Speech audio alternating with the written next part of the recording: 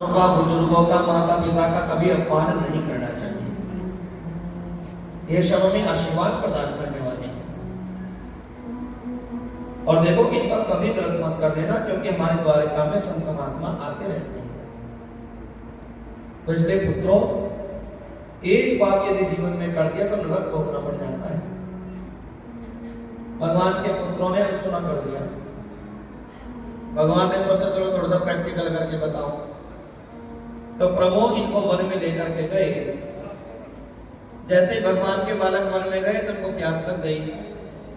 कृष्ण पुत्रों ने कहा पिताजी प्यास लगी है, तो जल के स्थान पे बताओ। तो महाराज ये जल के लिए जैसे भगवान को पूछा, कन्हैया ने कहा बराबर में ही कुआं है, जल पी लो। तो महाराज इस कुएं के पास आ गए। कुएं में झांक करके देखा तो चिल्ला पड़े। चिल्ला करके कहते हैं पिताजी जल्दी से आइए, इस कुएं में पता नहीं क्या पड़ा है। भगवान दौड़ के आए तो देखा उस कुएं के अंदर करकलाश पड़ा, यानी गिरगिट पड़ा है। हमारा गिरगिट पड़ा है तो भगवान ने आए, आकर के उसका स्पर्श किया तो उसके अंदर से बड़ा सुंदर पुरुष प्रकट हो गया। भगवान ने पूछा रे भाई तो कौन है? और मेरा स्पर्श होते ही तो मनुष्य बन गया, अपना परिचय दे।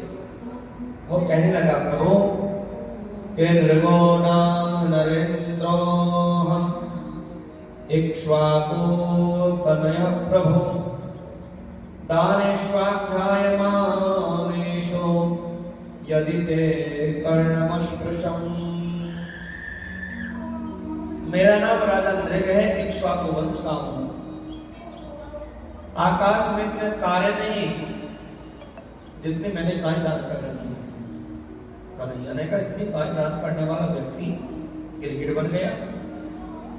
जीवन में एक गाय का दान कर दे तो हम नरक नहीं जा सकते, परंतु तुमने इतनी गाय दान कर दी जितने आकाश में तारे नहीं, और फिर भी तुम गिरगिट बन गए, कैसे संभव हुआ? कहने लगे और राजा नृग के प्रभु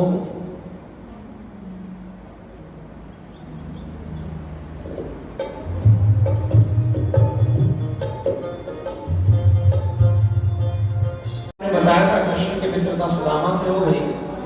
उनके जीवन में क्या हुआ? सुखदेव जी महाराज वर्णन करते हैं परीक्षित, सुदामा तो सुदामा ही बन सकता है, सुदामा के जैसा कोई हो नहीं सकता। परीक्षित मैं तुम्हें कथा बताता हूं। गुरु के आश्रम में जब दोनों रहते थे तो एक दिन हुआ क्या, प्रभु जी महाराज आए और प्रभु जी महाराज ने आकर के कहा गुरु माता से कि गुरु माता मुझे थोड़ा सा भोजन चाहिए, भूख लगी है। गुरु माता ने कहा देखो अभी कुछ तो है नहीं महाराज, अभी तो बच्चे जंगल में जाएंगे, लकड़ी लेके आएंगे, तब भोजन बनेगा। आप दोपहर में भोजन कर लेना, दोपहर में आप भोजन की व्यवस्था करेंगे। तो महाराज वो सोचने लगे भृगु ऋषि इतना बड़ा आश्रम है, इतने बड़े आश्रम में भोजन नहीं है, कुछ तो खाने का रखा ही होगा। भृगु ने नेत्र बंद करके देखा कि महाराज अंदर चने रखे, एक पोटली में बंधे हुए चने रखे हैं। भृगु जी ने कहा अच्छा गुरु माता ने हमें मना कर दिया और अंदर तो चने रखे हैं खाने के, इसलिए महाराज श्राप दे दिया। जो भी चनों को खाएगा वो दरिद्र बनेगा, उसके जीवन में सुख नहीं आएगा। पीछे खड़े हैं सुदामा, सुदामा ने ये श्राप सुन लिया।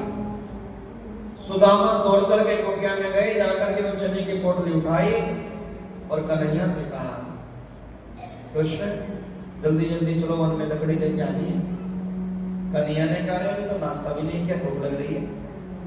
सुदामा जी ने कहा ले मैंने चने हाथ में, तो जल्दी चल। जैसे ही वन में गए तो सुदामा ने मन में विचार किया कि इस चनों की पोटली को फेंक देता हूं, फेंक दो उसको। फिर मन में विचार किया कि मैंने इसको फेंक दिया तो इससे पौधे निकलेंगे, उन पौधों के ऊपर जो चने आएंगे उनको जो खाएगा वो दरिद्र बनेगा। श्राप तो श्राप है, ये तो लगेगा ही। इसलिए सुदामा ने उनको फेंका भी नहीं। इतनी देर में वर्षा प्रारंभ हो गई और सुदामा जी महाराज वृक्ष की ऊपर वाली चोटी पे जाके बैठ गए। और नीचे वाली डाली पे सुदामा कृष्ण बैठे। ऊपर जाकर के सुदामा उन चनों को स्वयं ही खाने लगे।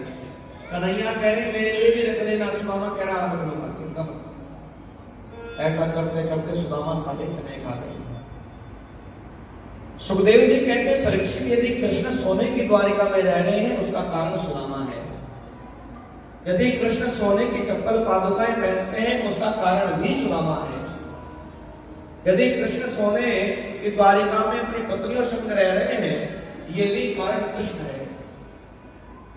और यदि कृष्ण आज सैनिकों के बीच में रहते हैं उसका कारण भी सुदामा है। यदि कृष्ण आज सारे भोग भोग रहे हैं उसका कारण भी सुदामा है। यदि सुदामा आधे चने कृष्ण को खिलाते तो कृष्ण को भी वही बनना पड़ता जो सुदामा बने। तो सुखदेव जी कहते हैं परीक्षित कि ये जो सुदामा है इसने जीवन में बहुत बड़ा त्याग किया है और यही मित्रता की असली पहचान है। आजकल तो पैसे वाले से पैसे वाला मित्रता कर रहा है।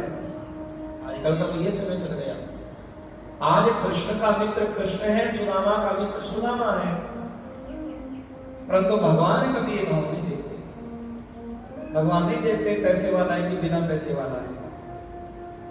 भगवान तो पैसे वालों को छोड़ करके सबरी के पास चले गए और कन्हैया पैसे वालों को छोड़ करके त्रिवक्रा के पास चले गए।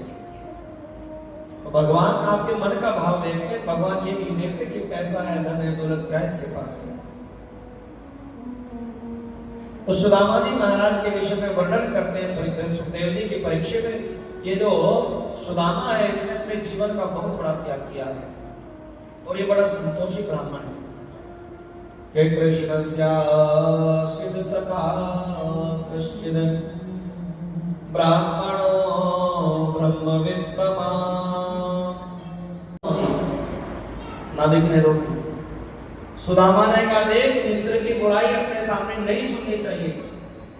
मुझे इतना पता है कि मेरे मित्र की बुराई मेरे सामने कर रहा है और देख मैं वापस तो जाऊंगा नहीं, उससे अच्छा तो मुझे समुद्र में फेंक दे, मैं ही मर जाऊंगा। पर मेरे मित्र की बुराई मेरे सामने मत कर। मैं यह मरना पसंद करूंगा पर मित्र की बुराई बिल्कुल पसंद नहीं करूंगा। नाविक ने कहा कोई बात नहीं, नाराज नहीं होते ब्राह्मण देवता, चलो आगे। तो महाराज आगे चले। किनारा आ गया। किनारे पर सुदामा जी को उसने उतारा और सुदामा जी किनारे पर उतरते ही पैरों में कांटे चुभे। पैरों में कांटे चुभे तो सुदामा वहीं बैठ गए। पूजा का समय हो रहा है। सुदामा ने कहा देख लाला यहाँ तक तो मैं चला आया, अब यहाँ से आकर तुझे बुलाना तो बुला ले, तेरी मर्जी, मैं तो नहीं जा सकता आगे, मेरे तो पैरों में कांटे लग गए। तो महाराज सुदामा जी वहीं विश्राम करने लगे और विश्राम करते करते कृष्ण को याद कर रहे हैं। कन्हैया ले चल परली पार। कन्हैया कौन जा रहे हैं इस पर? मान कैसा गरीब आ गया है, मान कैसा गरीब आ गया है। रोसड़ी सोच रही है, सत्यभामा सोच रही, जामवती सोच रही, चल क्या रहा है। उधर सुखदेव जी परीक्षित से कह रहे हैं परीक्षित ये सुदामा का सम्मान नहीं कर रहे भगवान, ये सुदामा का सम्मान नहीं है, ये सुदामा के जीवन के त्याग का सम्मान है। इसने त्याग कितना किया है भगवान उसका सम्मान करते हैं। हमने परमात्मा के लिए जीवन में से क्या त्याग किया, परमात्मा उसी का सम्मान करते हैं। तुम्हारा भगवान रो रहे हैं और नेत्रों से आंसू जो निकले उनसे सुदामा के पैरों को धो रहे हैं। पीछे से एक सैनिक आया आकर के कहा प्रभु हम बड़े अच्छे वस्त्र लाए आपके मित्र के लिए, आप इनको वस्त्र पहनाओ। भगवान सुदामा को दूल्हे की तरह तैयार कर रहे हैं, अपने हाथ से वस्त्र पहनाए। इतना बड़ा स्वागत प्रभु